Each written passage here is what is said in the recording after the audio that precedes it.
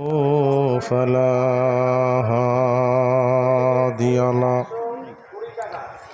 وأشهد أن لا إله إلا الله mic man কোথায় আছেন? মাইকে শব্দ হচ্ছে না, আসেন।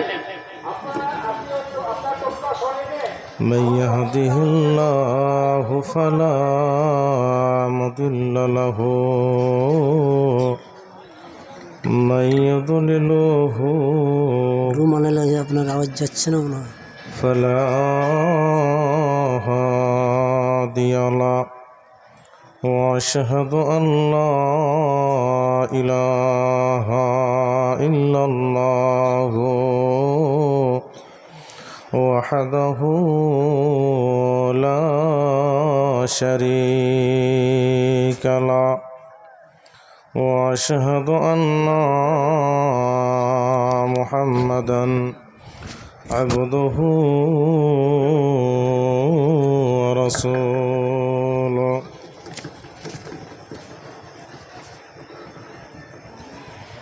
أما بعد فأعوذ بالله من الشيطان الرجيم بسم الله الرحمن الرحيم يا أيها الذين آمنوا اتقوا الله حق تقاته ولا تموتن وقال الله تبارك وتعالى أعوذ بالله من الشيطان الرجيم ولمن خاف مقام ربه جنتان بسم الله الرحمن الرحيم فاتقوا الله ما استطعتم কোন গাছেরই ফুল গো তুমি, কোন গাছেরই ফুল, মায়ামিনার কোলে তুমি মুহাম্মদ রাসূল। কোন গাছেরই ফুল গো তুমি, কোন গাছেরই ফুল, মায়ামিনার কোলে তুমি মুহাম্মদ রাসূল। আব্দুল্লাহর উরুসেতে মায়ামিনার সে কেমে, আব্দুল্লাহর উরুসেতে মায়ামিনার সে কেমে। দয়ার নবী জন্ম নিলেন, দয়ার নবী জন্ম নিলেন আরব মরুর দেশেতে। কোন গাছেরই ফুল গো তুমি, কোন গাছেরই ফুল, মায়ামিনার কোলে তুমি মুহাম্মদ রাসূল, মায়ামিনার কোলে তুমি মুহাম্মদ রাসূল। ধন্য গো আরববাসী,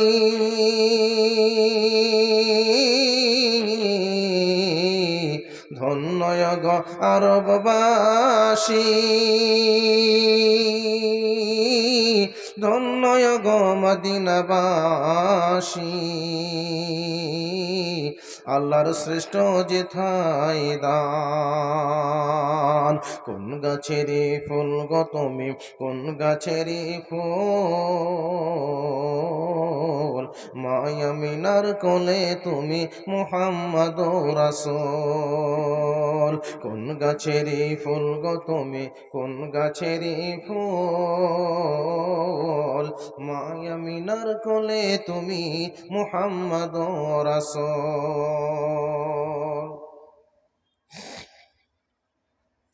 প্রশংসা যাবতীয় গুণগান আল্লাহ সুবহানাহু ওয়া তাআলার জন্য, যিনি আমাদেরকে সর্বের সেরা অতি উত্তম করে সৃষ্টি করেছেন। আজকে আমাকে আপনাকে এই মজলিসে উপস্থিত করেছেন, তার শুকরিয়া জ্ঞাপন করি আলহামদুলিল্লাহ। তারপরে নবিকুলের শিরোমণি নবী আহমদ নবী মুহাম্মদ দয়ার কান্ডারি রাহমাতাল লিল আলামিন মুহাম্মদুর রাসূলুল্লাহ সাল্লাল্লাহু আলাইহি ওয়াসাল্লাম, তার উপর অগণন দুরূদ ও সালাম অবতীর্ণ হোক, আল্লাহুম্মা আমিন। উপস্থিত আপনাদের নির্বাচিত সভার সম্মানীয় সভাপতি সাহেব ও আমার আগাদিকে বসে থাকা ইসলাম পিপাসিত, ইসলাম দরদীয় ভাই আব্বাজান, পর্দানশীল অবলা সরলা মা ও বোনেরা, আমি আপনাদের সামনে পবিত্র কোরআন থেকে কয়েক জায়গা থেকে কয়েকটি আয়াত পড়েছি। সে আয়াতকে সামনে রেখে আজকের বক্তব্য রাখবো ইনশাআল্লাহ। আল্লাহ সুবহানাহু ওয়া তাআলা আমাকে যতটুক বলার ক্ষমতা প্রদান করবে আমি ততটুক বলবো ইনশাআল্লাহ, তার থেকে বেশিও কম না। আমি আল্লাহ সুবহানাহু ওয়া তাআলা বক্তা আব্দুর রহমান জগন্নাথপুরীর ছেলে রফিকুল ইসলাম জগন্নাথপুরীকে এখানে নিয়ে এসেছেন যে বিষয় কথা বলার জন্য। সে বিষয় হবে আল্লাহর ভীতি, অর্থাৎ আল্লাহর ভয়। আজকের বিষয় আপনাকে আমি কতটুক দিতে পারবো সঠিক আমি জানি না, তবে আল্লাহ সুবহানাহু ওয়া তাআলা আমাকে যতটুক দেওয়ার কথা বলার সুবর্ণ সুযোগ প্রদান করবে আমি ততটুক আপনাকে দিব ইনশাআল্লাহ। ভাইয়া, আল্লাহর ভয় যদি আমাদের ভিতরে থাকে, আমরা যদি আল্লাহর ভীতি মেনে চলি, তাহলে আমাদের দ্বারা দিয়ে অন্যায় অশ্লীল নোংরামি হবে না। যতক্ষণ পর্যন্ত আপনি আপনার ভিতরে আল্লাহ সুবহানাহু ওয়া তাআলা ভয় হবে, ততক্ষণ পর্যন্ত আপনার দ্বারাতে কোনো কিছু হবে না। কেন? আপনাকে আমি একটা ছোট্ট কথা বলি, তাহলে বুঝতে পারবেন। আপনি জমিতে গেছেন, প্রচুর রৌদ্রের মধ্যে আপনি ক্লান্ত হয়ে পড়েছেন, তার জন্য আপনি ক্লান্ত অর্থাৎ বিশ্রাম নেওয়ার জন্য আপনি কোথাও গাছ আছে বা কিয়া কোথাও ছায়া আছে, আপনি তার জন্য খোঁজাখুঁজি করেন কি করেন না? করেন। এবার ওখানে এসে আপনি বিশ্রাম নিলেন, বিশ্রাম নিয়ে আপনি আপনার জমিতে চললেন, অথবা আপনার কাজ শেষ হলে বিশ্রাম নিয়ে বাড়ি আসলেন। আপনি যেখানে বিশ্রাম নিলেন সেটা কিসের ছায়া? গাছের ছায়া, তাই না? একটু আমার সাথে কানেক্ট করবেন। তাহলে ছায়াটা কিসের হলো? গাছের ছায়া। এবার আপনি ওখান থেকে বাড়ি আসলেন, আর বাড়ি এসে আপনার বিবিকে বললেন যে বিবি তুমি ফ্যানটা চালু করে দাও, আর আপনি ছাদের নিচে বসলেন। এটা কিসের ছায়া? ছাদের ছায়া, তাই না? তাহলে এক এক জায়গায় আমি যখন এখানে বসে আছি, তাহলে এখানে কিসের ছায়া? প্যান্ডেলের ছায়া, তাই না? তাহলে আমরা যেখানে যেখানে যে বসি সেখানে একটা ছায়া বিভিন্ন নাম আকার ধারণ করে কি করে না? কিন্তু আল্লাহ তাবারক ওয়া তাআলার একটা মাঠ রয়েছে, তার নাম হচ্ছে কিয়ামত। সেই কিয়ামতে শুধু ছায়া থাকবে, এক প্রকার ছায়া ব্যতীত আর ছায়া থাকবে না। সেই ছায়ার নাম হলো আরশের ছায়া। কিসের ছায়া বললাম? কিসের ছায়া বললাম? আরশের ছায়া। এই ছায়ার তলে কেবলমাত্র 7 শ্রেণীর মানুষ স্থান পাবে। কত শ্রেণীর বললাম ভাই? 7 শ্রেণীর মানুষ স্থান পাবে। আক্তারে একটা ছেলে একটু ঘুষ কম, আপনারা চিনেন, কোথাও যদি ওকে পান তো দয়া করে পৌঁছে তৈমুরের ভাতি পৌঁছে দেবেন এখানে। ওখানে আপনারা দাঁড়িয়ে কি করছেন? চলেন সোজা প্যান্ডেল চলেন। ওখানে দাঁড়িয়ে কি করছেন? ভলেন্টিয়ার কি করছে? মেয়ে ছিল ওখানে দাঁড়িয়ে কথা বলে মানে যে হোক, তো তার নাম হলো কি? আরশের ছায়া, তাই না? তো ওই আরশের ছায়ার ভিতরে 7 শ্রেণীর মানুষ স্থান পাবে। এখন আপনার মধ্যে প্রশ্ন জাগবে, আমি কি তার মধ্যে আছি? আপনার প্রশ্ন জাগবে কি জাগবে না? তাহলে কে এবং কারা সেখানে স্থান কে পাবে এবং কারা পাবে না, আমি যদি বলি তাহলে আপনারা বুঝতে পারবেন নিশ্চয়ই। হাদিসের রাবী হলেন আবু হুরায়রা রাদিয়াল্লাহু তাআলা আনহু থেকে বর্ণনা করেন, নবী মুহাম্মদ সাল্লাল্লাহু আলাইহি ওয়াসাল্লাম বলছেন, ওখানে 7 শ্রেণীর মানুষ আরশের ছায়ার ভিতরে স্থান পাবে, নচিত আর কেউ পাবে না। তাহলে আমার মধ্যে আপনার মধ্যে প্রশ্ন জেগে গেল, ওই আরশের ভিতরে, ওই আরশের ছায়ার ভিতরে আমি থাকতে পাবো কিনা? আমার স্থান আছে কিনা? আমি পাবো কিনা? বন্ধুরে আমার, প্রথম যেই ব্যক্তি পাবে সেই নাই পরায়ণ শাসক, সেই সত্যবাদী শাসক, ইনি পাবেন আরশের ছায়ার ভিতরে স্থান। 2 নম্বরে হলো ওই ব্যক্তি পাবে আরশের ছায়ার ভিতরে স্থান। ওই ব্যক্তি পাবে, ওই যুবক পাবে যেই ছোট্ট থেকে আল্লাহ তাবারক ওয়া তাআলার ইবাদত করে করে করে বড় হয়েছে, ওই যুবক পাবে আরশের ছায়ার ভিতরে স্থান। 3 নম্বরে আল্লাহ তাবারক ওয়া তাআলার নবীজি বলছেন, ওই যুবক পাবে যে আল্লাহর ভয়ে নির্জনে কাঁদে, গভীর রাত্রে উঠে যায় আর কাঁদে, অর্থাৎ আল্লাহর ভয় নিয়ে, আল্লাহর ভীতি নিয়ে কাঁদে, এই যুবক পাবে আরশের ছায়ার ভিতরে স্থান। 4 নম্বরে নবীজির বললেন, ওই ব্যক্তি পাবে আরশের ছায়ার ভিতরে স্থান। ওই মানুষটি পাবে আরশের ছায়ার ভিতরে স্থান।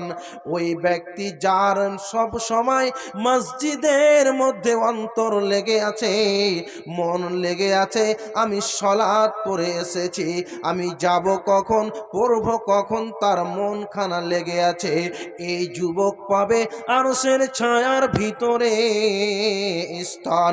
5 নম্বরে নবীজি সাল্লাল্লাহু আলাইহি ওয়াসাল্লাম বলছেন, ওই ব্যক্তি পাবে, যুবক রে,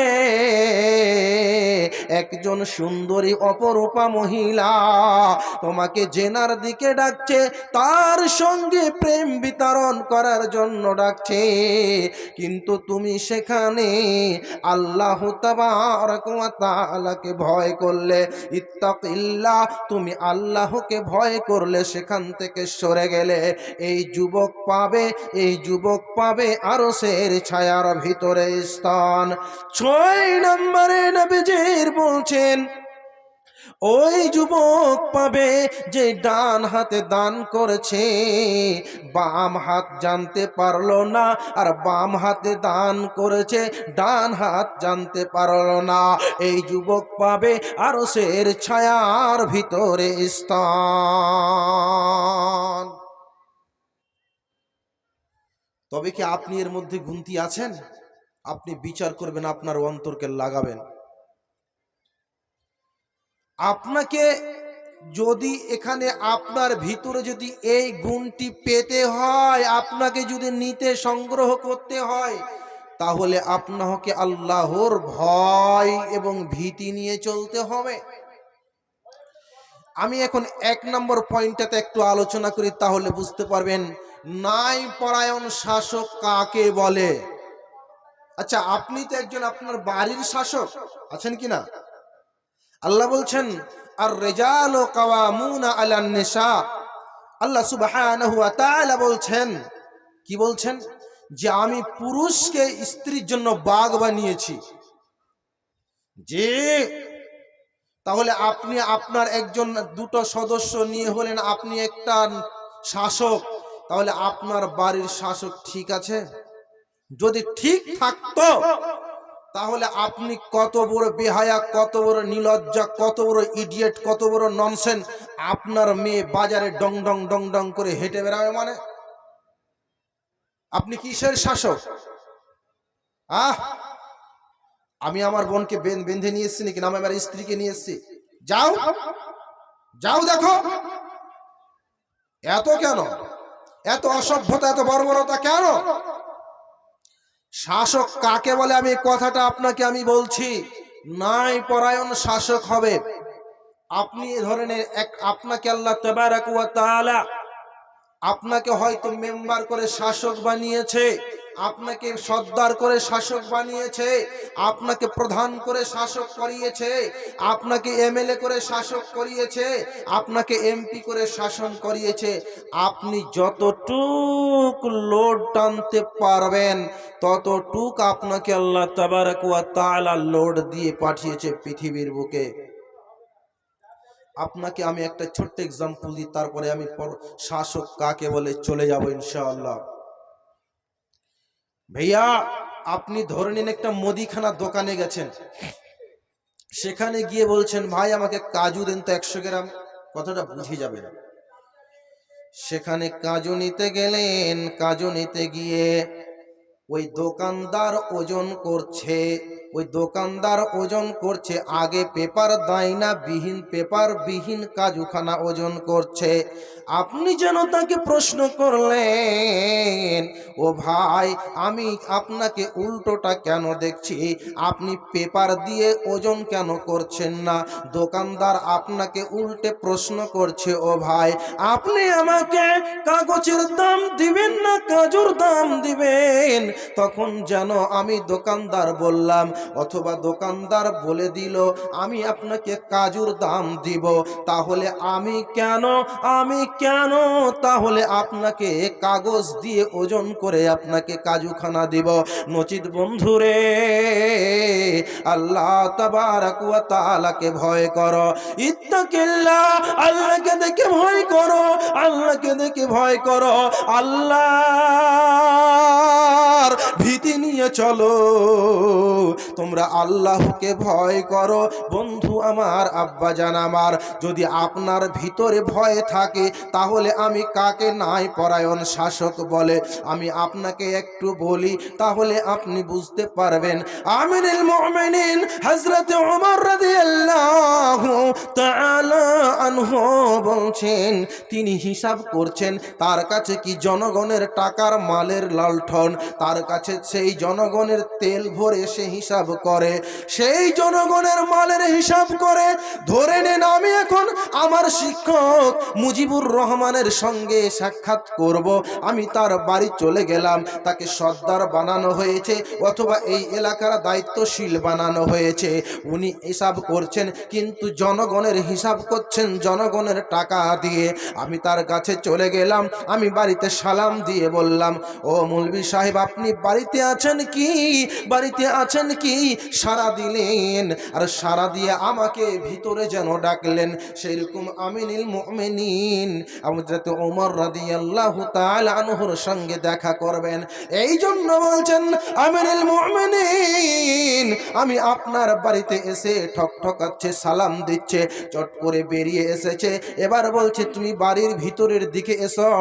এবার তাকে প্রশ্ন করা হলো, তাকে জিজ্ঞেস করা বলা হলো, ও বলো না তুমি এখানে কি কর্মে কি কাজের জন্য এসেছ? এখানে কি কোনো জনগণের কাজে এসেছ? এখানে কি কোনো পাবলিকের কাজে এসেছ?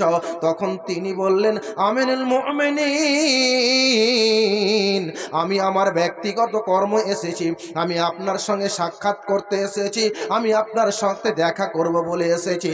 তখন আমিনুল মুমিনিন ওই যে জনগণের টাকার লণ্ঠনটা, জনগণের টাকার লণ্ঠনটা, ওই জনগণের তেলের লণ্ঠনটা নিভিয়ে দিল, আর নিভিয়ে দিয়ে তার সঙ্গে কথোপকথন চলতে শুরু করলো। এখন তাকে বলতে শুরু করছেন, আমিরুল মুমিনিন, এটা কেমন হলো, এটা কেমন হলো, আপনি কেন নিমিয়ে দিলেন, কেন নিমিয়ে দিলেন, এটা কেমন হলো? তখন আমিরুল মুমিনিন বলছেন, ও শুনো শুনো শুনো, আমি তো প্রথমেই তোমাকে বলেছি, এট ফার্স্ট তোমাকেই বলেছি যে তুমি জনগণের কাজে এসেছো না তোমার ব্যক্তিগত কর্মে এসেছো? তুমি বলেছো আমি ব্যক্তিগত কর্মে এসেছি, নচিত তোমার সঙ্গে আমি আমার ব্যক্তিগত কর্মে ব্যক্তিগত কাজে আমি আমার লালঠন জ্বালিয়ে জনগণের তেল পুড়িয়ে কথা বলতে পারি না, পারি না, পারি না। এর নাম হলো ন্যায় পরায়ণ শাসক। আর আমাদের শাসক কত জানেন? ওকে সামান্য পঞ্চায়েতের মেম্বার বানিয়েছে, ওই চায়ের দোকানে বসে যায়, অমুকে চা দাও, তমুকে চা দাও, তমুকে, তোমার বাপের টাকার চায়ের বিল দিবা নাকি? তুমি কয় টাকা তুমি ইনকাম করো? তোমাকে 2000 টাকা মাসে পঞ্চায়েতে বেতন দেয়, হ্যাঁ? কার টাকা? ও প্রধান মশাই, আপনার বাড়ি হবে, আপনার গাড়ি হবে, আপনার সব হবে, কার টাকাতে করেছ? মরে দেখো, আল্লাহ তোমাকে দেখেছেন গান হাসি দিয়ে হাড্ডি চুরে দেখেছেন কসাই, আপনাকে সেই মতন করে চুরে আল্লাহ ঠান্ডা করে দিবে। জান্নাতটা হোটেল পরে নাই, পরিশ্রমের সাথে নিতে গ্রহণ করতে হয়। তাহলে আপনি নেতা করেছেন চোরকে, চোরকে যে ডাকাতকে যে আপনি নেতা বানিয়ে রেখেছেন। মসজিদের নেতা কে হবে? অশিক্ষিত, মূর্খ, যার ভিতরে আল্লাহর ভয় ভীতি নেই, তাকে রেখেছেন আপনি মসজিদের কমিটির মধ্যে। ও মসজিদ নির্মাণ করবে না প্রতিদিন গন্ডগোল করবে? কোনটা করবে? মানে ওর ভিতরে আল্লাহর ভয় নেই, ভীতি নেই। বন্ধুরে আমার, তবে ওই ব্যক্তিটাকে তোমরা নেতা বানায়, ওই লোকটাকে তোমরা নেতা বানায়, ওই মানুষটিকে তোমরা নেতা বানায় যার ভিতরে আল্লাহর ভীতি রয়েছে, যার ভিতরে আল্লাহর ভয় রয়েছে। ওই মানুষখানাকে তোমরা আল্লাহর আপনার সমাজের নেতা বানাবে, দেখবে সমাজ সঠিক বর্ণনা দিবে, সমাজ সঠিক পথে চলবে, টেরা পথে চলবে না। দেখেন, আপনি আপনার ছেলেকে তো কোনোদিন শিক্ষা প্রদান করলেন না, জ্ঞান প্রদান করলেন না। আমার বাবা আব্দুর রহমান জগন্নাথপুরী আমাকে শেষ জীবনে উপদেশ দিচ্ছেন, বেটা শুনো, বেটা শুনো, তোমাকে যেই দুটা কলমের কালি শিখালাম রে বেটা, তোমার ভিতরে যতটুকু জ্ঞান দিলাম, কিন্তু বেটা তোমার ভিতরে যেন আল্লাহর ভয় থাকে, আল্লাহর ভীতি থাকে। তো আমার ভিতরে আল্লাহর ভয় থাকে, আল্লাহর ভিতরে থাকে ভয়। তারপরে আমাকে একটা হাদিসের রেফারেন্স দিয়ে বলেছিল, শেষ কথা আমার বাবার সঙ্গে আমার হয়েছিল, এই হাদিসের কথাটা হয়েছিল, আমি আর কথা বলতে তার সঙ্গে পাইনি। বন্ধুরে আমার, আমার বাবা বলছেন, আয়েশা রাদিয়াল্লাহু তাআলা আনহা থেকে বর্ণনা করেন, নবী মুহাম্মদ সাল্লাল্লাহু আলাইহি ওয়াসাল্লাম বলছেন, আলাইহি ওয়াসাল্লাম তার বিবিদের নিয়ে বসে আছেন, তার বিবিদের নিয়ে বসে আছেন। আর এমন সময় তার মেয়ে ফাতিমা রাদিয়াল্লাহু তাআলা আনহা চলে আসছেন। যেমন ফাতিমা রাদিয়াল্লাহু তাআলা আনহা আসেন, তো মনে হচ্ছে নবী মুহাম্মদ সাল্লাল্লাহু আলাইহি ওয়াসাল্লাম হেঁটে আসছেন। যেন নবী মোহাম্মদ সাল্লাল্লাহু আলাইহি ওয়াসাল্লাম হেঁটে আসেন। এর মানে নামা ফাতিমা রাদিয়াল্লাহু তাআলা আনহা হাঁটছেন তো নবীজির সাল্লাল্লাহু আলাইহি ওয়াসাল্লাম হাঁটনের সাথে মিল রয়েছে, তার মিলের সাথে মিল রয়েছে। মনে হচ্ছে তার মেয়ে তার জেরক্স কপি, তার মেয়ে জেরক্স কপি চলে আসছে। যেমন আমরা আমাদের নেতাদেরকে বলি উমুক নেতার স্বাগতম, উমুক নেতার স্বাগতম, তেমনি ফাতেমা রাদিয়াল্লাহু তাআলা আনহাকে দেখে নবী মুহাম্মদ সাল্লাল্লাহু আলাইহি ওয়াসাল্লাম বলছেন, ও আমার মেয়ে ফাতেমা, তোমার স্বাগতম, তোমার স্বাগতম, তোমার স্বাগতম। এই বলে নবীজির সাল্লাল্লাহু আলাইহি ওয়াসাল্লামের মেয়ে এসে বসে গেলেন। বসে যাওয়ার পর তার মেয়েকে কানে কানে কিছু কথা বললেন। যখন কিছু কথা বললেন তখন ফাতেমা রাদিয়াল্লাহু তাআলা আনহা কাঁদতে শুরু করলেন। এত বিকট কাঁদতে শুরু করলেন, তাই অস্থির থাকতে পারলো না। তার চোখ দিয়ে, তার নয়ন দিয়ে যেন অশ্রু ঝরে বয়ে যায়, সেই জন্য কাঁদে থাকে, ব্যাকুল হয়ে যায়। কোনো মেয়ে যদি বাবার কাছে কাঁদে, পৃথিবীর কোনো বাবা তার চোখের পানি দেখতে পারবে না, পারবে না। এর মানে নবীজির সাল্লাল্লাহু আলাইহি ওয়াসাল্লাম তার মেয়েকে কাছে টেনে আবার যখন বললেন, ফাতেমা রাদিয়াল্লাহু তাআলা আনহা হাসতে শুরু করলেন। এর মানে আয়েশা বলছেন, আমি জিজ্ঞাসা করলাম বন্ধুরে আমার, প্রথম দ্বার যখন কানতে লাগলেন নবীজির কানে টানলেন। এই জন্য কবি বলছেন, বিধি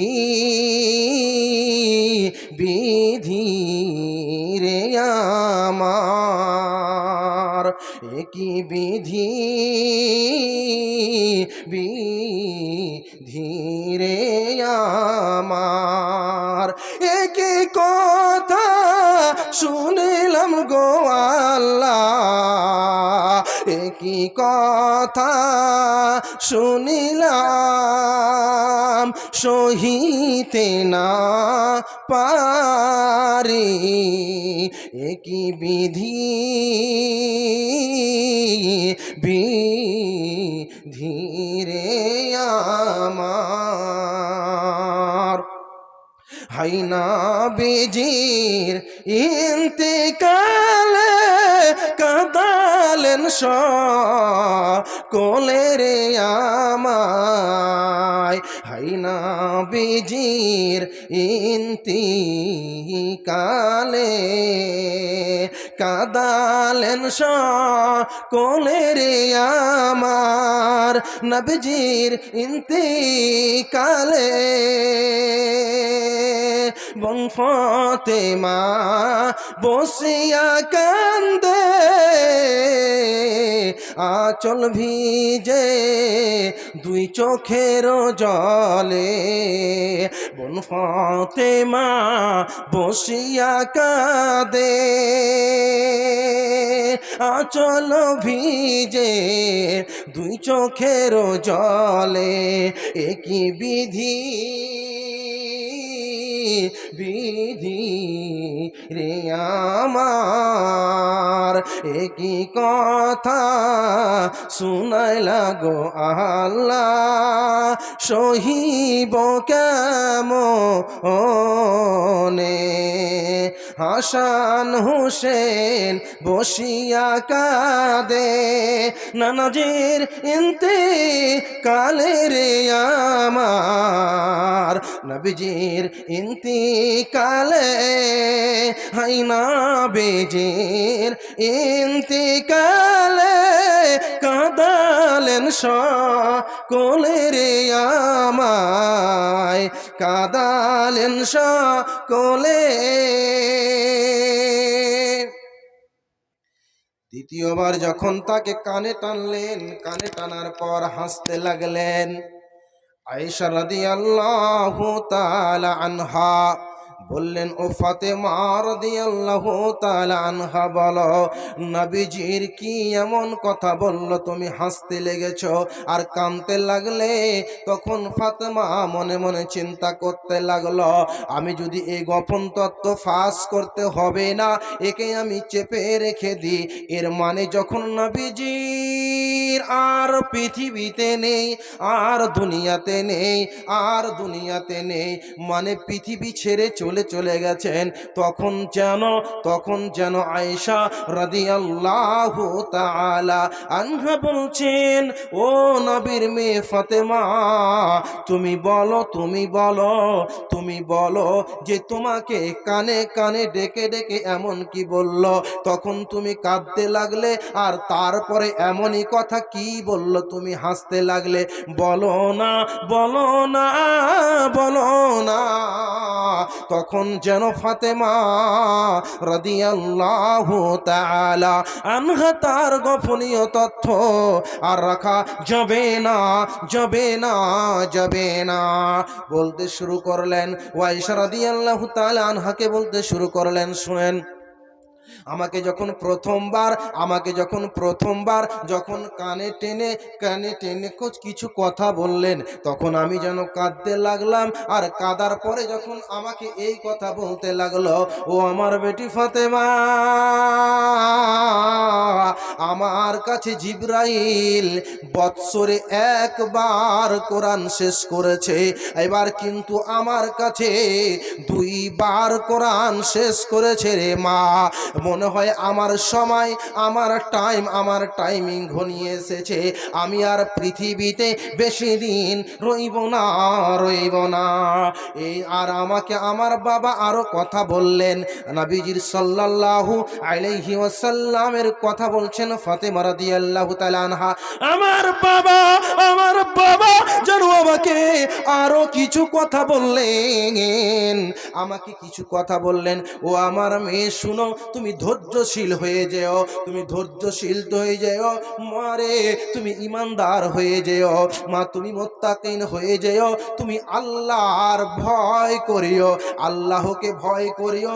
তবে যদি আমি আল্লাহকে ভয় করি তাহলে আল্লাহ তাবারাক ওয়া তাআলা আমাকে কি দিবেন, কি উপহার দিবেন? এই জন্য আল্লাহ তাবারাক ওয়া তাআলা সূরা আর রহমান, ওয়ালিমান খাফা মাকাম রাব্বিহি জান্নাতান, আমার আল্লাহ তাবারাক ওয়া তাআলা বলছেন, যারা রবের কাছে দাঁড়াতে ভয় পাবে, যারা আল্লাহর কাছে দাঁড়াতে ভয় পাবে, তাদেরকে 2খানা জান্নাত উপহার দেবে। তারপরে বলছে, দ্বিতীয়বার যে কানে টেনে টেনে কি বলল, বলছে আমাকে বলল দ্বিতীয়বার কানে টেনে, ও ফাতেমা, তোমাকে জান্নাতের নারীদের সর্দার বানানো হবে। এই কথা শুনে আমি খুশিতে হাসতে লাগলাম। ভাইয়া, নবীজির তার মেয়েকে উপদেশ দিচ্ছেন যে আল্লাহর ভয় করো, আল্লাহকে ভীতি নিয়ে চলো। দেখেন আল্লাহর ভয় কাকে বলে, আমি আর একটু বলি তাহলে বুঝতে পারবেন। আমার আল্লাহ তাবারাক ওয়া তাআলা বলছেন, ইয়া আইয়ুহাল্লাযীনা আমানু ইত্তাকিল্লাহ, হে ঈমানদারগণ তোমরা ভয় করো আল্লাহকে, হে ঈমানদারগণ তোমরা ভয় করো আল্লাহ সুবহানাহু ওয়া তাআলাকে। মানে আল্লাহ তাবারাক ওয়া তাআলা ভয় করতে বলছেন, ভীতি করতে বলছেন। কেমন ভীতি দেখেন, কেমন ভীতি। নবী মুহাম্মদ সাল্লাল্লাহু আলাইহি ওয়াসাল্লাম বলছেন, রাসূলুল্লাহ সাল্লাল্লাহু আলাইহি সাল্লাম বলছেন, ওগো শুনো শুনো শুনো শুনো, এখানে তোমাদেরকে কে দান দিবে, দেখো কে কেমন দান দিবে, কে কেমন পয়সা দিবে বলো। কম্পিটিশন চালু হয়ে গেল হযরতে ওমর রাদিয়াল্লাহু তাআলা আনহুর ভিতরে, হযরতে আবু বকর সিদ্দিক রাদিয়াল্লাহু তাআলা আনহু এবং উসমান রাদিয়াল্লাহু তাআলা আনহু, এই তিনজন সাহাবীর মধ্যে কম্পিটিশন চালু হয়ে গেল।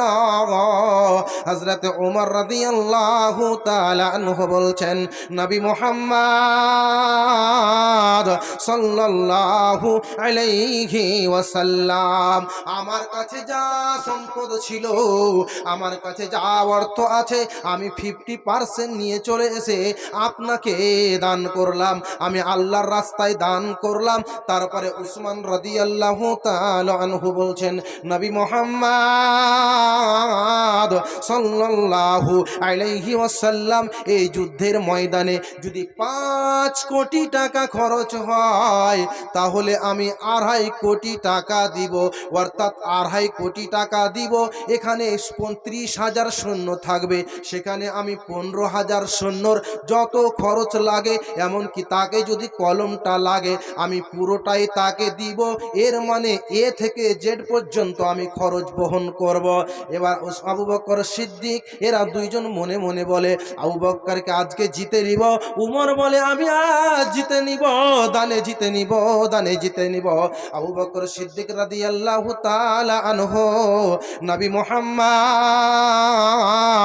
সাল্লাল্লাহু আলাইহি ওয়াসাল্লামের কাছে দান যখন দিলেন, তখন আল্লাহ পাকের রাসূলকে বলছেন, নবী মুহাম্মদ,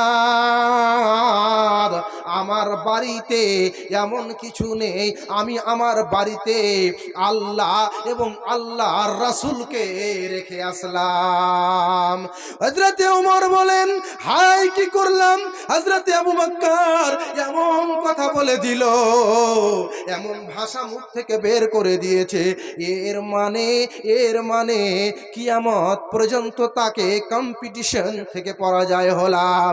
এটা হলো কি? আল্লাহকে ভয় করে, এর নাম হলো আল্লাহর ভীতি। আল্লাহর ভীতি কাকে বলে, আল্লাহর ভয় কাকে বলে, চলুন একটু বলি তাহলে বুঝতে পারবেন। ভাইয়া আমার, আল্লাহ তাবারক ওয়া তাআলা বলছেন, ফাত্তাকুল্লাহ মাস্তাতাআতুম, তোমরা আল্লাহকে ভয় করো যথাসাধ্য, তোমরা আল্লাহকে ভয় করো যথাসাধ্য ভয় করো। এর মানে তোমরা কি আল্লাহকে ভয় করতে বলছেন? দেখেন আল্লাহকে কেমন ভয় করছে, আল্লাহকে কেমন ভীতি নিয়ে চলছে। বন্ধুরে আমার, কেমন আল্লাহর ভয়, কেমন ভীতি নিয়ে সেই চলছে। দেখুন দেখুন দেখুন, আল্লাহ পাকের রাসূলের বাড়িতে একজন অতিথি এসেছে, অর্থাৎ একজন মেহমান এসেছে, কিন্তু তার বাড়িতে বিবিকে জিজ্ঞেস করছে, ও আমার বিবি, বলো তো দেখি তোমার বাড়ি থেকে আজ খাবার আছে? আমার বাড়ি থেকে কিছু খাবার আছে। তখন বলছে, নবীজির আমাদের বাড়িতে একটা বাচ্চা খাবে তার সমান খাবার নেই, একটা বাচ্চা খাবে তার সমান খাবার নেই। তখন আল্লাহ পাকের রাসূলুল্লাহ সাল্লাল্লাহু আলাইহি সাল্লাম নিয়ে আসলেন তাকে, সাহাবীদেরকে বললেন, ও আমার সাহাবীরা রে, শুনো শুনো শুনো শুনো শুনো শুনো, এটা আমার বাড়ির মেহমান, এটা আমার বাড়ির অতিথি। একে তোমরা কে আপ্যায়ন করবে, একে তোমরা কে আদর করবে, একে তোমরা কে সম্মান করবে? বন্ধুরে আমার, একজন সাহাবী দাঁড়িয়ে গেলেন, আর সাহাবী দাঁড়িয়ে গিয়ে বললেন, নবী মুহাম্মদ সাল্লাল্লাহু আলাইহি ওয়াসাল্লাম, আমি এর সেবা করব, একে আমি মেহমানদারি করাবো, একে আমার বাড়ি নিয়ে যাব।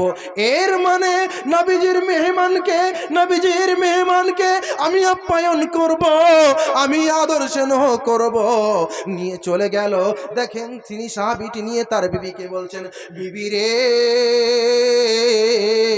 এটা বিশ্ব নবী মুহাম্মদুর রাসূলুল্লাহ সাল্লাল্লাহু আলাইহি ওয়াসাল্লামের বাড়ির মেহমান, এর বাড়ির অতিথি, এর বাড়ির অতিথি, এর বাড়ির অতিথি।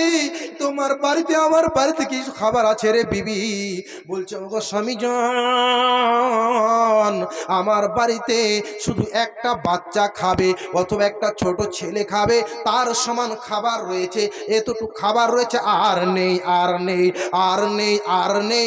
তখন বলল, ওগো আমার বিবি, আমরা পরিকল্পনা চালু করো, আমরা বুদ্ধি সিস্টেম চালু করো, ওখানে যেন একটা লালটন টিপ টিপ টিপ টিপ করে জ্বলছে, আমরা যেন সেই লালটনটাকে ভালো করার ধ্যান করব, খারাপ হয়ে গেছে সেটাকে যেন নিভিয়ে দিব, এরকম আমরা সিস্টেম চালু করব। বন্ধুরে সে মতন করে লালটনের কাছে খুটখুট করতে করতে করতে করতে লালটন খানা নিভিয়ে দিল। এবার এদের পরিকল্পনাটা দেখেন, আল্লাহর ভয় দেখেন। আমরা লালটন নিভিয়ে দিব, আর লালটন নিভিয়ে দিয়ে আল্লাহ পাকের রাসূলের মেহমান পেট পূরণ করে খেয়ে নিবে, আর পেট পূরণ করে খেয়ে নিয়ে চলে যাবে, আর আমরা তার সম্মান করে নিব, আমি তাদেরকে শ্রদ্ধা করে নিব, আমি তাদের সম্মান করে নিব।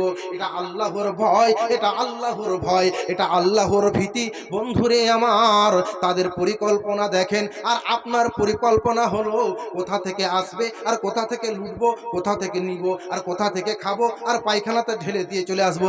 এর মানে এর ভয় নাই। আল্লাহ বলছেন ফাত্তাকুল্লাহ মাস্তাতাতুম, তোমরা যথাসাধ্য আল্লাহকে ভয় করো। এর নাম হলো আল্লাহর ভীতি। এবার চলুন, আমি এই পয়েন্টটা আবার ছেড়ে দিলাম, দ্বিতীয় নম্বর পয়েন্টে চলুন। যেই যুবক আল্লাহর ইবাদত করতে করতে বড় হয়েছে, এই পয়েন্ট বলেছিলাম না বলিনি? বলেছিলাম। ওই যুবক, আপনার ওই ছোট্ট ছেলেটাকে, আপনি তো ছোট্ট যখন 7 বছরের সন্তান, আপনি আপনার ছেলেটাকে মসজিদে নিয়ে গেছেন আর নিয়ে এসেছেন, এটা ডিউটি করেছেন? করেছেন? আপনি করলেন না। তাহলে আপনি আপনার ছেলেকে আল্লাহর ভয় দিলেন না, আপনার মেয়েকে ভীতি দিলেন না, আপনি আপনার মেয়েকে শাসন করলেন না, আপনি আপনার ছেলেকে শাসন করলেন না, আপনি আপনার মেয়ের হাতে অ্যান্ড্রয়েড মোবাইল তুলে দিলেন, বলছে মেয়ে যাও তুমি মোবাইল নিয়ে। আপনার মেয়ে খুটখাট খুটখাট করে ফেসবুকে মেতে থাকলো, আর আপনার মেয়ে ফেসবুকে আপনার মেয়ে ফ্রেন্ড বানালো। দেখেন কবি কি বলছেন, কোন দেশেরই মেয়ে তুমি, কেমন তোমার বাপ, কোন দেশেরই মেয়ে তুমি, কেমন তোমার বাপ, ফেসবুকেতে ছবি ছেড়ে করছো কেন পাপ, পবন করছো কেন পাপ, কোন দেশেরই মেয়ে তুমি, কেমন তোমার বাপ, ফেসবুকেতে ছবি ছেড়ে করছো কেন পাপ, পবন করছো কেন পাপ, ছোট্ট একটা অরনা নিয়ে,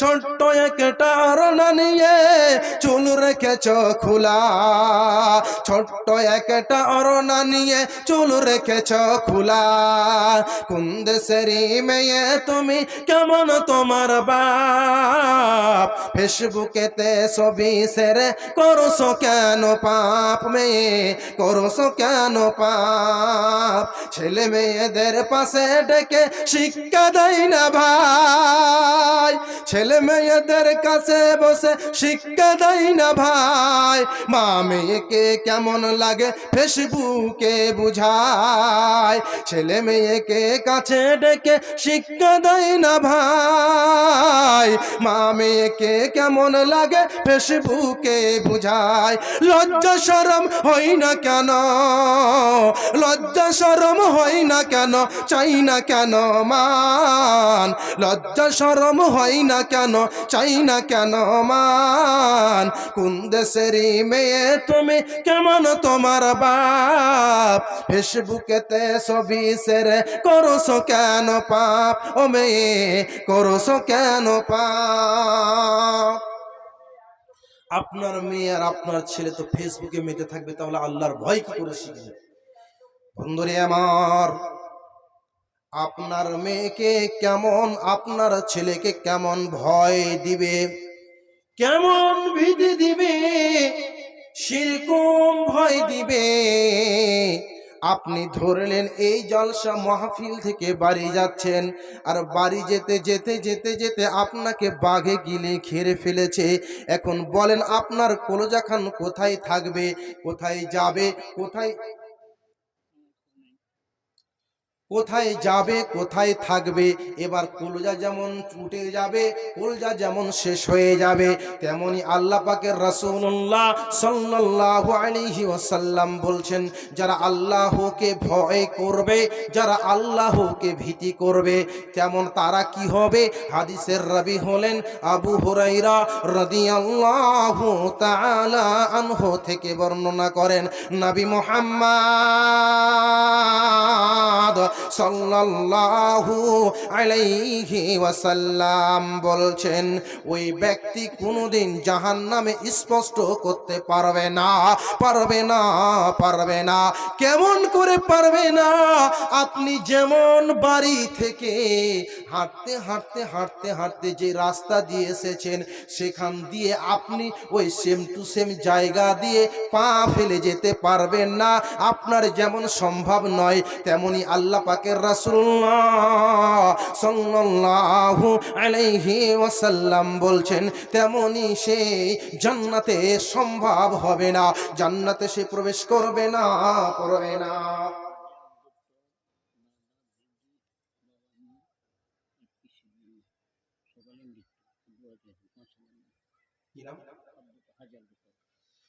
আলহামদুলিল্লাহ, হাজী আব্দুল তব ৫,০০০ টাকা দিয়েছে আল্লাহ এই মসজিদ নির্মাণ করার জন্য। সবাই নাকি তার ইহকাল ছেড়ে পরকাল গমন করেছে। আল্লাহ তুমি ৫,০০০ টাকা দান কবুল করো, আল্লাহুম্মা আমিন। আল্লাহুম্মা সাল্লি আলাইহি, আল্লাহুম্মা বারিক আলাইহি। ভাইয়া আচ্ছা, একজন বেনামাজি, ওই আমি একটা হাদিসের উপর আমল করলেন, ডান হাত না জানে বাম হাত না জানে। আলহামদুলিল্লাহ, আল্লাহ কি উদ্দেশ্যে দিয়েছে জানি না দান, আল্লাহ ২,০০০ টাকা দান আল্লাহ যে আশাতে দিয়েছে সে পূরণ করো, আল্লাহ তার মনের আশাকে পূরণ করো, আল্লাহুম্মা আমিন, আল্লাহুম্মা আমিন। ভাইয়া আপনাদেরকে আমি কথা বলবো কয়েকটা, আপনারা শুনুন।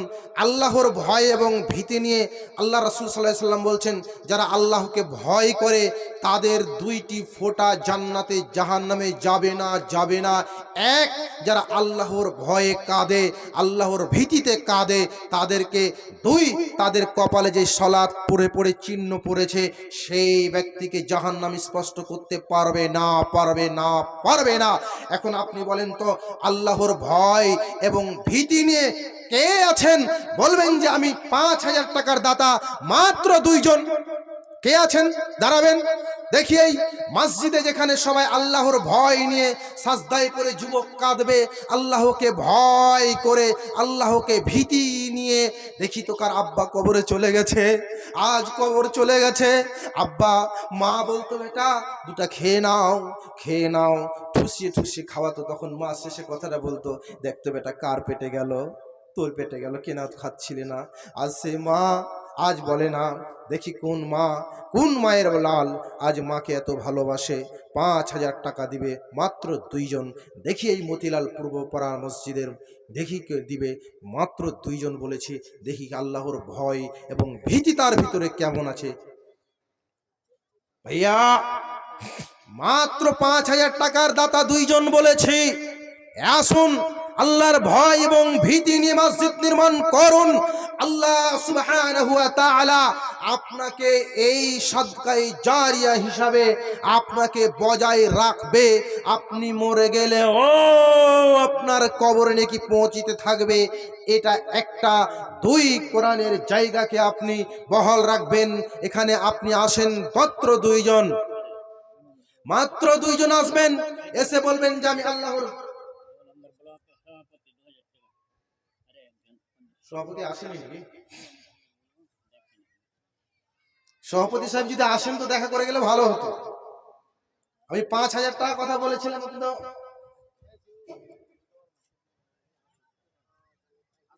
তো যাই হোক আসেনি। আল্লাহ যে আশায় দিয়েছে, যে উদ্দেশ্য দিয়েছে, আল্লাহ তার আশাকে পূরণ করিও। আরেকজন ব্যক্তি ৫০ টাকা, আল্লাহ কি আশায় দিয়েছে জানি না।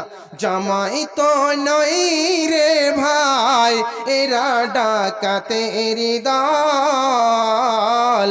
জামাই তো নই রে ভাই, ডাকাতের দল। ভাইয়া আপনাদেরকে আমি একটা কথা বলি, আপনারা অন্তত 5 টাকা, 10 টাকা, 50 টাকা, 100 টাকা যা হবে আমি এই গাজালটা গাইবো আর আপনারা আমাকে দিবেন। আমি আপনাদের কাছ থেকে অন্তত মুসাফা করে যাবেন।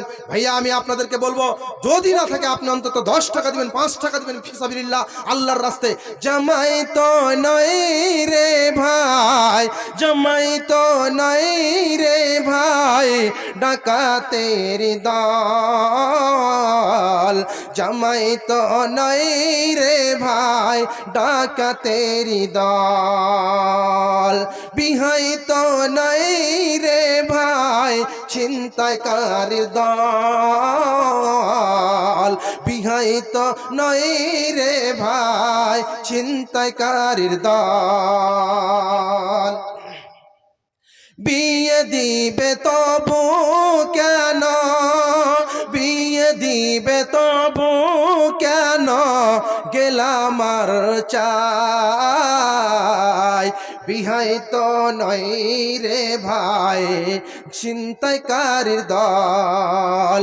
জামাই তো নয় রে ভাই, ডাকাতের দল।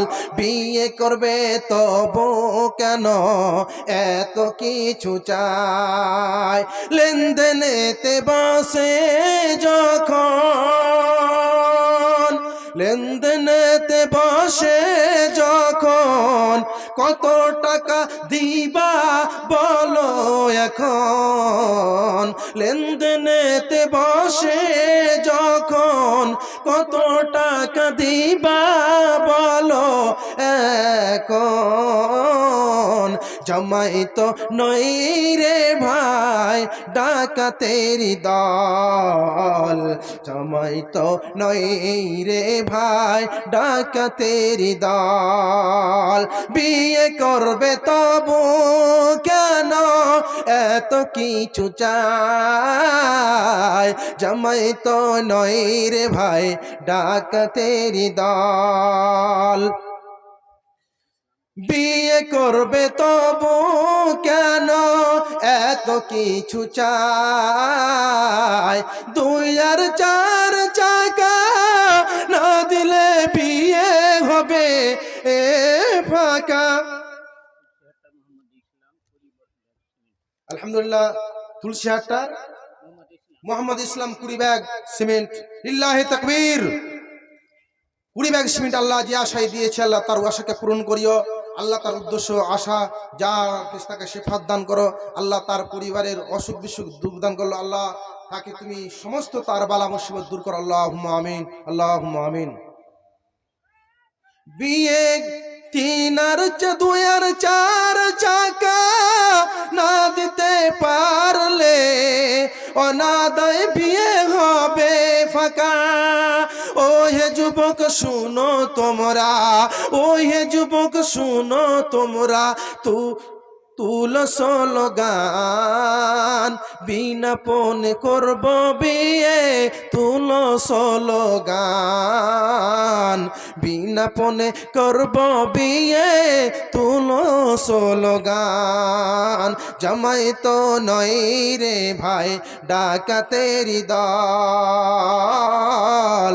জামাই তো নয় রে ভাই, ডাকাতের দল। ভাইয়া উঠে যাবেন না, আপনাদের ভিতরে আল্লাহর ভয় নেই। আমি আপনাদের কাছে মাত্র 10 টাকা, 20 টাকা, 50 টাকা, 100 টাকা চেয়েছি।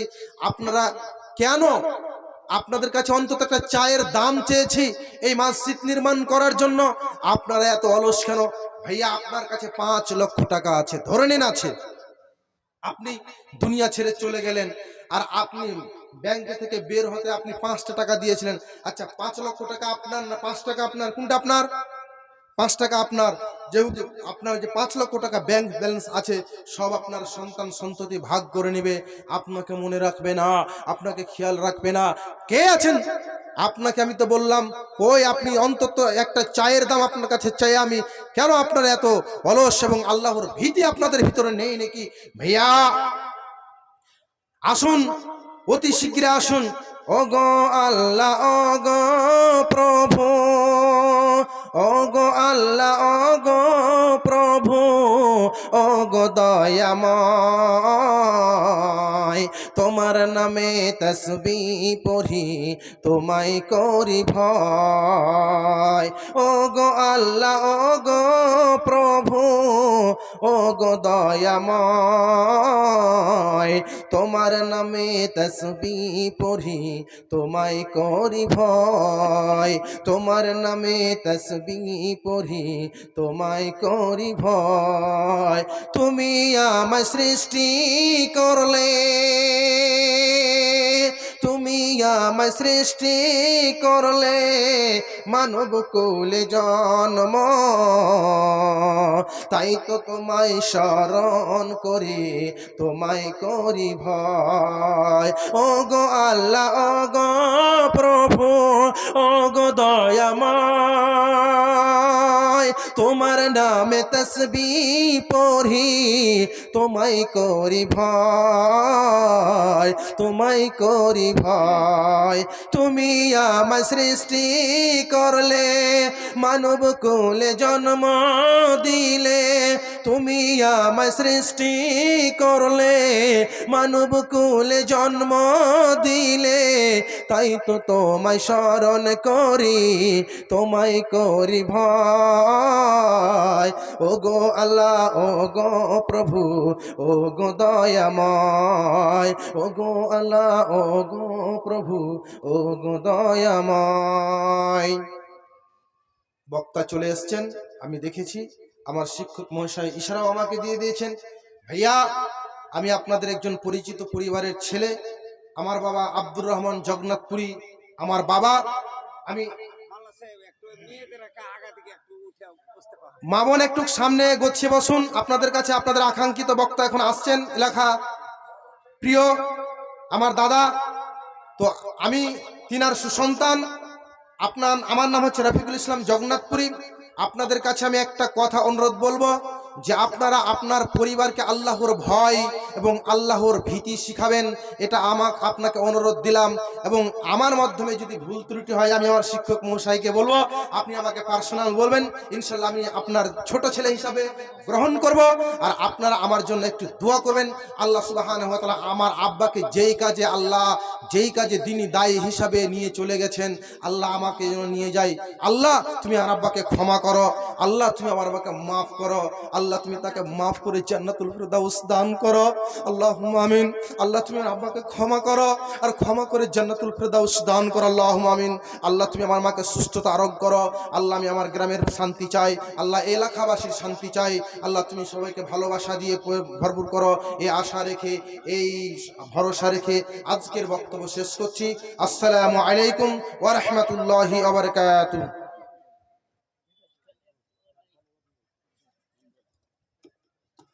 আসসালামু আলাইকুম এবার আপনাদের সম্মুখে আপনাদের সুপরিচিত